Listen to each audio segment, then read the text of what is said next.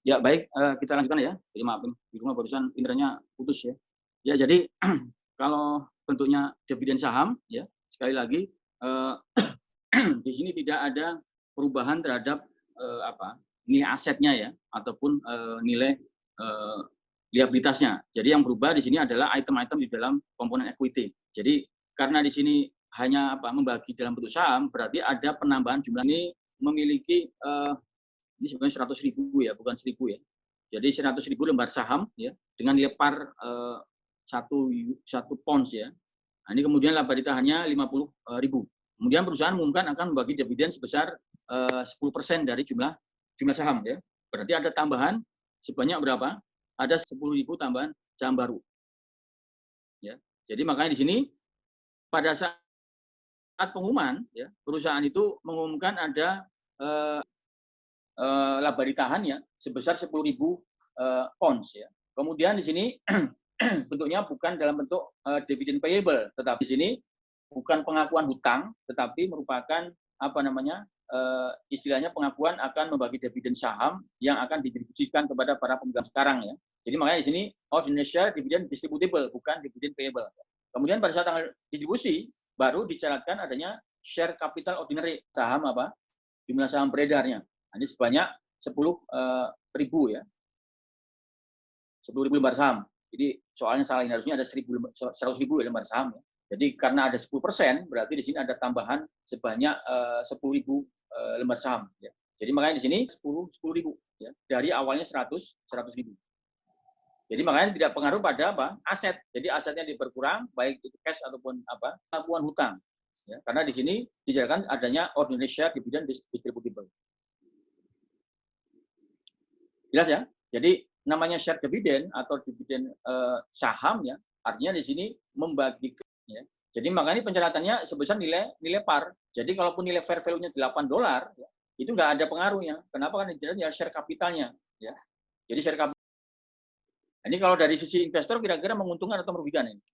Kalau investor yang mau untung karena ada tambahan saham kan, dia bisa dijual dengan harga 8 pounds ya, per lembarnya ya. Tetapi di sisi lain karena potensi penurunan nilai EPS ya atau earning per share itu akan dinilai negatif oleh para investor potensial ya bukan yang lama, yang investor di pasar ya, karena di sini jumlah lembarnya semakin banyak sementara nilai labanya kan tidak berubah. Jelas ya saya kira ya. Ada pertanyaan di sini? Nah, ini berikutnya ada share split atau istilahnya sahamnya itu dibagi menjadi beberapa lembar ya. Tujuannya apa? Tujuannya biasanya untuk meningkatkan kapitalisasi. Jadi yang selama jangkau investor retail ya, nah ini tujuannya perusahaan itu membagi nilai harga per lembarnya karena nilainya terlalu mahal. Kalau semakin tidak liquid karena investor itu yang beli itu hanya orang tertentu saja ya. Jadi di sini kalau ya ada satu teman yang belum di accept, ada 2 ya. Ya, makasih. Ya, udah ya. Jadi share split artinya di sini mengurangi menurut pasar ya, sehingga banyak investor yang bisa membeli saham tadi ya. Jadi share split artinya menurunkan nilai pasarnya tadi. Jadi investor yang dananya terbatas ya. Nah, itu share split itu tidak perlu ada pencatatan. Kenapa? Karena banyak gitu ya. Jadi misalkan satu lembar saham misalkan harganya 10.000. Kalau dibagi 2 berarti jumlah lembarnya 2 tapi harganya sekarang 5.000 per lembarnya ya. Nah, ini internasional ya. Itu pernah men-split 1:10. Jadi kalau dulu harganya 60.000 ya, itu di-split jadi 10. Jadi per lembar jadi 6.000. Artinya kalau harganya semakin murah, itu investor akan semakin banyak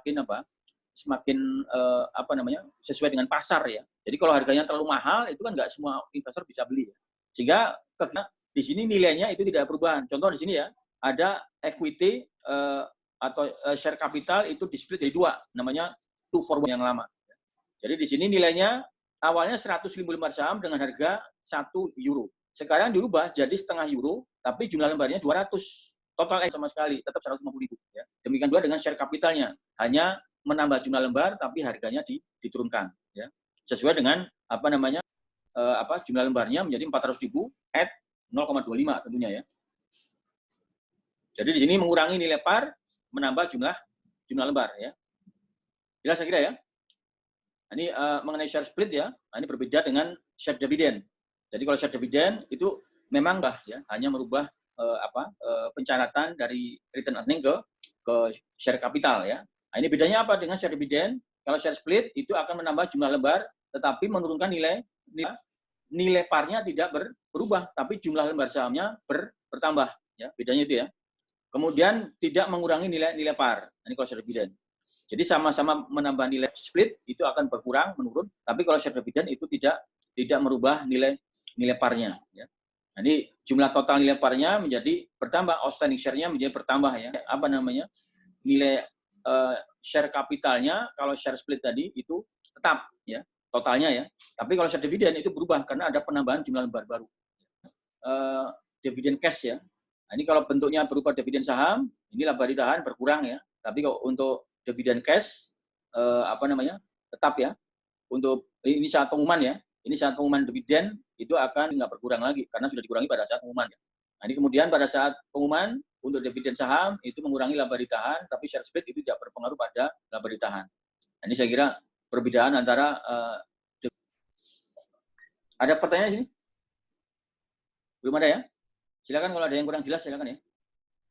Nah, ini pelaporannya ya di dalam penyajian bagian equity ya. Nah, ini bisa dilihat share capital preference ya dengan nilai par 100 euro ya. Nah, ini 7% kemudian jumlah saham yang outstanding itu 30.000. Artinya di sini nilai equity-nya untuk share capital itu 100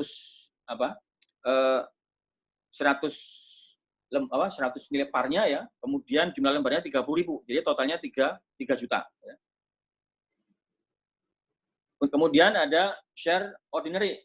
Ini tanpa nilai par tapi nilai static-nya 10 euro. Jumlah lembar yang diperhitungkan adalah nilai yang outstanding ya, yang diperjualbelikan di pasar ya. Jadi yang autoris ini yang diizinkan oleh pemerintah ya. Jadi tidak dilaporkan di sini di dalam equity ya. Kemudian ada ordinary share dividend distributif baru. Sehingga totalnya yang awalnya 7 juta karena ada share dividend sekarang jadi 7,2 juta. Nah, ini nilai share kapitalnya ya. Nah, ini kemudian ada share premium ya, preference dan share premium ordinary ya. Ada return earning mengurangi nilai equity. Nah, ini kemudian accumulated other comprehensive loss, artinya di sini pendapatan komprehensif lain ya yang terakumulasi. Nah, ini kebetulan saldonya ini negatif ya, di pendapatan komprehensif lain. Jelas saya kira ya. Nah, ini mengenai pengungkapan ya terhadap laba ditahan ya. Nah, ini biasanya dilaporkan dalam catatan laporan keuangan atau notes ya. Jadi di sini terhadap laba ditahan ini akan dipakai apa ya pembatasannya ya. Apakah dipakai untuk membayar kewajiban-kewajibannya ya yang jangka pendek ataupun jangka panjangnya. Jelas saya kira kita membahas mengenai pembagian dividen ya, terutama dividen preference ya. Ini saya kira nanti kita kesini lagi ya. Nah, ini yang penting ini ya. Jadi di sini kemarin kan kita bahas ada dua saham ya, ada saham preferen, ada saham saham itu mendapatkan privilege hak untuk didahulukan mendapatkan dividen kan ya. Nah, ini sekarang pertanyaannya untuk jenis saham preferen itu kan bermacam-macam ya kemarin. Ada yang sifatnya kumulatif ya. Nah, ini yang kita bahas satu-satu. Pertama adalah di sini contohnya ya, misalkan sebuah perusahaan itu mendistribusikan 50.000 euro cash dividen ya. Nah, ini kepada para pemegang saham ordinary ya dengan nilai par 400.000. Kemudian misalnya yield atau return-nya 6% per tahun ya. Ini untuk pemegang saham preference. Jadi pertama apabila di sini sifatnya ya aktif dan non participating ya. Ini bedakan ya. Jadi kalau sifatnya non kumulatif dan non participating artinya di sini pemegang saham preferen itu hanya berhak mendapatkan dividen untuk tahun berjalan saja. Jadi kalau tahun kemarin misalkan dia tidak mendapatkan dividen, maka tidak diakumulasi dengan tahun sekarang. Ya. Jadi cukup berhenti di tahun kemarin saja. Makanya di sini kalau sifatnya non kumulatif, ya itu kurang laku di pasar. Ya. Jenis sifatnya kalau namanya pengusaha preferen itu kan dia tidak memiliki hak suara kan. Dia harapannya mendapatkan dividen aja. Jadi kalau dividennya sifatnya non kumulatif, menarik ya. Yang penting sekalian beli saham biasa aja. Nah, jadi kalau sifatnya non kumulatif, artinya di sini kalau tahun sekarang bagi dividen, maka dia dapat tahun sekarang aja. Jadi tahun kemarin itu tidak diperhitungkan ya. Nah, ini makanya di sini untuk tahun sekarang karena dibagi 50.000 hasilnya, investasinya 100.000 ya. Nah, ini sekarang dapat 6.000. Sisanya itu ada diberikan kepada pemegang saham biasa ya. Jelas ya. Jadi kalau non participating artinya di sini pemegang saham preferen itu tidak berada pada pemegang saham biasa. Berbeda dengan participating. Kalau participating selain mendapatkan hak untuk memperoleh dividen bagian dia juga punya hak terhadap dividen. Kalau non participating berarti dia punya hak atas diri sendiri, jadi hanya 6.000 saja. Jelas ya? Nah, ini berikutnya yang kedua, kondisinya sama ya, tetapi di sini sifatnya di sini sebelumnya ya, 2 tahun sebelumnya itu pemegang saham preference itu tidak mendapatkan dividen ya. Sehingga makanya diperhitungkan sekarang. Nah, itu namanya dividend in arrears. Jadi dividend in arrears artinya diakumulasi dari tahun-tahun sebelumnya. Jadi karena 2 tahun sebelumnya itu tidak ada pembagian dividen, maka diperhitungkan sekarang. Jadi di sini ada dividen in 12.000 ya. Jadi dividen in arrears sebenarnya bukan tidak dilaporkan dalam laporan keuangan ya, dalam bentuk utang bukan. Tapi bagian notes itu ada pengungkapan bahwa pemegang saham preference itu untuk 2 tahun tahun sekarang nggak dapat, sehingga diakumulasi tahun berikutnya. Nanti perhitungannya pada saat bagi dividen itu diperhitungkan. Itu namanya dividen in arrears ya. Kemudian untuk tahun berjalan sebesar 6.000 tadi ya. Itu adalah dividen yang menjadi haknya pemegang saham preference. 32.000 itu menjadi haknya pemegang saham biasa ya. Karena sifatnya di sini non participating ya. Jadi hanya diperhitungkan saham preference saja ya, tetapi tidak memperhitungkan dividen yang diberikan kepada pemegang saham biasa karena sifatnya non participating. Ada pertanyaan ini yang kurang jelas? Belum ya? Belum, Pak. Nah, ini berikutnya yang kondisinya yang ketiga, sifatnya non participating ya, tapi non kumulatif tapi participating secara full ya.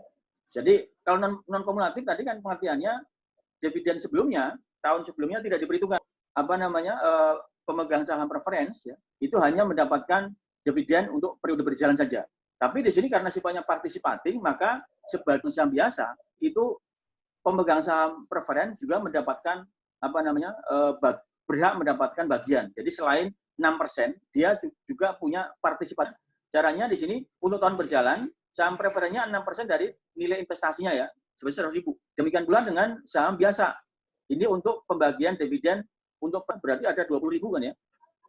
Nah, ini 20.000 ini merupakan jumlah yang tersedia untuk participating tadi. Jadi kita untuk menghitung berapa sih yang 50.000 ya. Itu yang dibagikan kepada para pemegang saham yang dipartisipating tadi ya.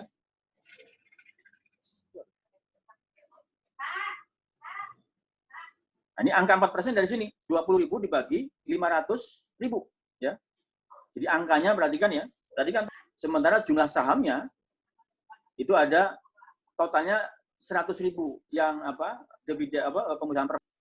Nah, ini untuk partisipatingnya itu adalah yang 20.000 tadi dibagi dengan 500.000 ya.